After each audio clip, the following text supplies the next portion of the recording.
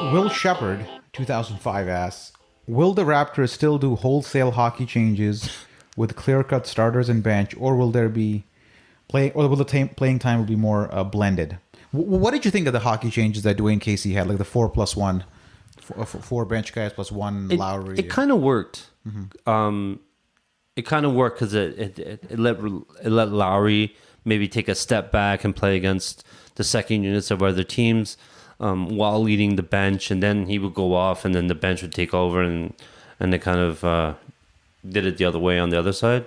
I didn't mind it. I generally am not a fan of wholesale changes like that, but I mean, it's a long season.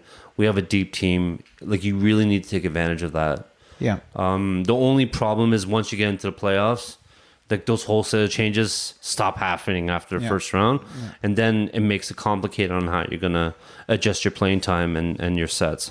Yeah, so my issue was never with the wholesale changes. They usually worked. Like, they gave the starters a breather. Yeah. It was always when you let them play too long that things backfired.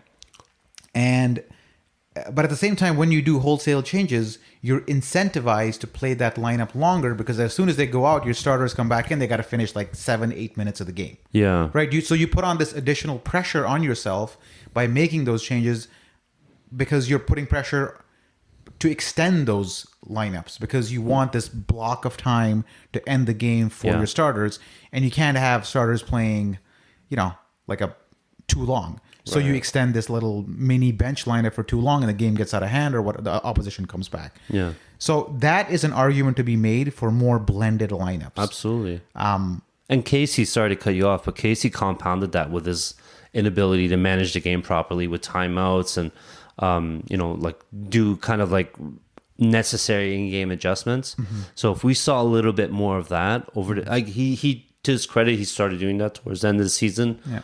And maybe a little bit in the playoffs. I don't know that I've been a bit scarred from the playoffs, so I might not be remembering correctly. But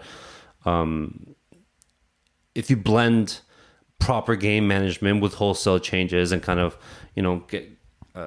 get people in and out a little bit faster, that might have worked better. Yeah.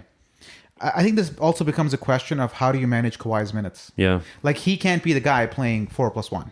No, absolutely not. then you're shooting yourself in the foot.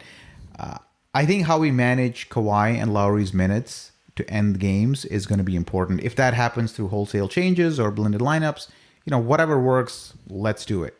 My only call out is that doing wholesale changes puts a lot of pressure for you to play that lineup longer than maybe they need to, or they should.